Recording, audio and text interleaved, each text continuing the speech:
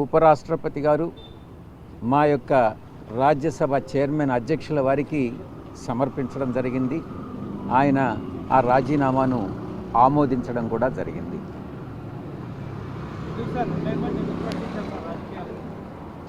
పూర్తిగా వ్యక్తిగత కారణాల వల్ల రాజీనామా మాత్రమే కాదు, రాజకీయాల నుంచి కూడా తప్పుకోవాలన్నటువంటి నిర్ణయాన్ని తీసుకోవడం జరిగింది.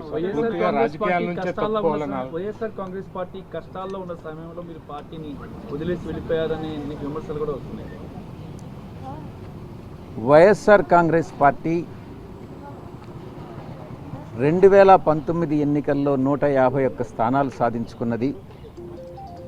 2024 ఎన్నికల్లో 40% ఓటింగ్ సాధించుకున్నది. జగన్మోహన్ రెడ్డి గారు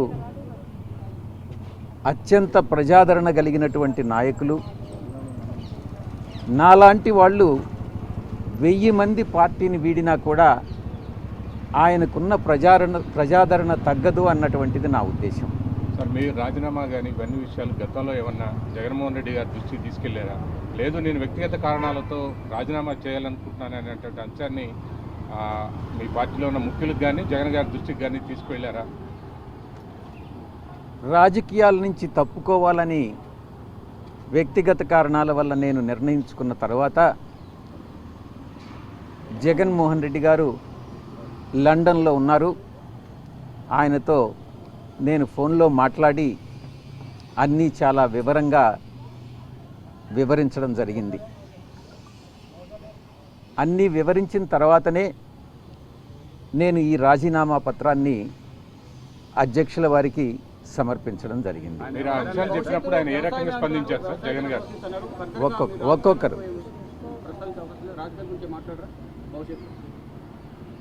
భవిష్యత్తులో ఒక్కసారి రాజకీయాల నుంచి తప్పుకున్న తర్వాత రాజకీయాల గురించి మాట్లాడడం అన్నటువంటిది సమంజసం కాదేమోనని నా ఉద్దేశం.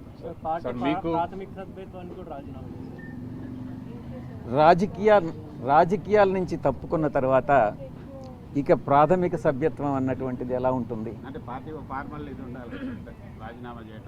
వెళ్ళిన తర్వాత రాజీనామా సమర్పించడం జరుగుతుంది. ప్లాన్ ప్రకారం జరుగుతుంది అనేది ఒక విమర్శ వస్తుంది. గతంలో టీడీపీ నుంచి ఎంపీలు బీజేపీకి వెళ్ళారు. అలాగే విజయసాయి రెడ్డి రాజీనామా చేసిన తర్వాత అలాగే వైసీపీ వాళ్ళు వెళ్ళిన తర్వాత బీజేపీలో చేరతారనే ప్రచారం జరుగుతుంది.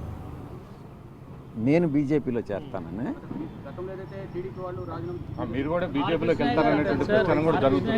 రాజీనామా చేశారు, ఆయనకు బీజేపీ టికెట్ మళ్ళీ బీజేపీ ఆయన ప్లేస్ ని రీప్లేస్ చేసింది, ఆయనకే ఇచ్చింది.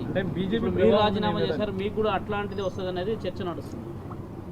నా సుదీర్ఘ రాజకీయ జీవితంలో నాకు తెలిసి నేను ఏ రోజు అబద్ధాలు చెప్పలేదు.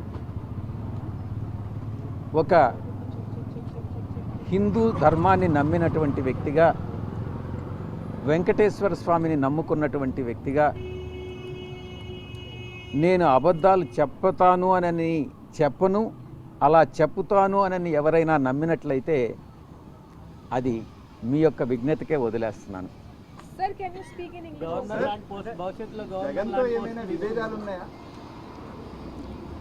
నేను ఇప్పుడే చెప్పాను కదా, జగన్ గారు ఈరోజు కాదు 4 దశాబ్దాలుగా 3 తరాలుగా రాజారెడ్డి గారి దగ్గర నుంచి, రాజశేఖర రెడ్డి గారి నుంచి ఈరోజు జగన్మోహన్ రెడ్డి గారి వరకు 3 తరాలుగా ఆ కుటుంబంతో సన్నిహిత సంబంధాలు ఉన్నటువంటి వ్యక్తిగా నేను ఒక్కటే చెప్తా ఉన్నాను. ఈ జీవిత కాలంలో ఏ రోజు కూడా ఆ కుటుంబంతో విభేదాలు అన్నటువంటివి రావు, ఇంతవరకు లేవు, భవిష్యత్తులో కూడా వచ్చేటటువంటి అవకాశం లేదు. సుదీర్ఘ అనుభవం కేసులో మీరు కూడా ఉన్నారు కేసులో. సో ఈ కేసులకు సంబంధించినటువంటి వ్యవహారంలో బీజేపీ కానీ ఇతర పార్టీల నుంచి వస్తున్నటువంటి ఒత్తిడి వల్ల ఇటువంటి నిర్ణయం తీసుకున్నారనేటువంటి చర్చ కూడా జరుగుతుంది. ఏ అక్రమ ఆస్తుల కేసు? జగన్కి సంబంధించి ఎప్పటి కేసులు? పాత కేసులు అన్నటువంటివి గతంలోకి కానీ వెళ్తే 2011వ సంవత్సరం ఆగస్టు 10వ తారీఖున ఎఫ్ఐఆర్స్ ఫైల్ చేయడం జరిగింది. 2011 అప్పట్లో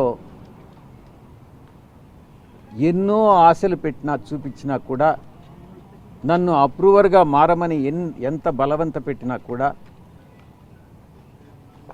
దైవాన్ని నమ్ముకున్నటువంటి ఒక వ్యక్తిగా, ఆ కుటుంబానికి సన్నిహిత సంబంధాలు కలిగినటువంటి వ్యక్తిగా నేను అప్రూవర్ కావడానికి నిరాకరించాను.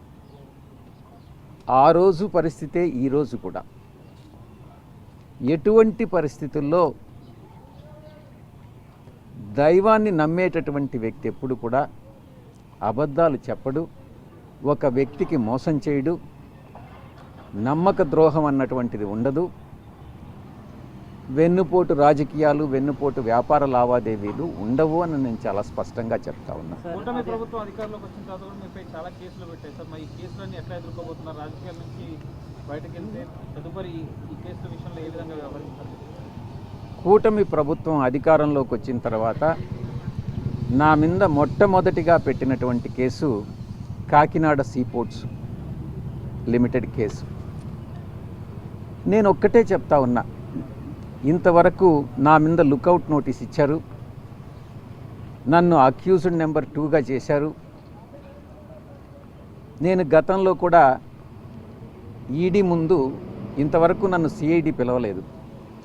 ఈడీ వాళ్ళు పిలిచినప్పుడు నేను ఒక్కటే చెప్పాను, ఆ వెంకటేశ్వర స్వామి సాక్షిగా కేవీ రావు అనేటటువంటి వ్యక్తి ఏదైనా ఒక సోషల్ ఫంక్షన్లో కలిస్తే నమస్తే నమస్తే అని చెప్పడమే కానీ, ఆయనతో నాకు ఎటువంటి సన్నిహిత సంబంధాలు కానీ వ్యాపార లావాదేవీలు కానీ లేవు, నా మీద చేసినటువంటి ఆరోపణలన్నీ తప్పు అన్నటువంటిది చాలా స్పష్టంగా చెప్పడం జరిగింది.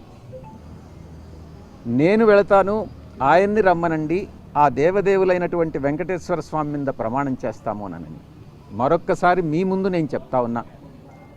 కేవీ రావు గారు చెప్పేది నిజంగానైతే ఆయన పిల్లల మీద ప్రమాణం చేసి చెప్పమని చెప్పండి, నేను చెప్పేది నేను నిజంగా విక్రాంత్ రెడ్డిని ఆయన దగ్గరికి పంపించాను అని అన్నటువంటి విషయం నేను నా పిల్లల మీద ప్రమాణం చేసి నేను చెప్తాను. నాకు కాకినాడ సీపోర్ట్ విషయంగా ఆ ట్రాన్సాక్షన్ గురించి ఏ రోజు నాకు ఎవ్వరూ చెప్పలేదు, నాకు తెలియదు.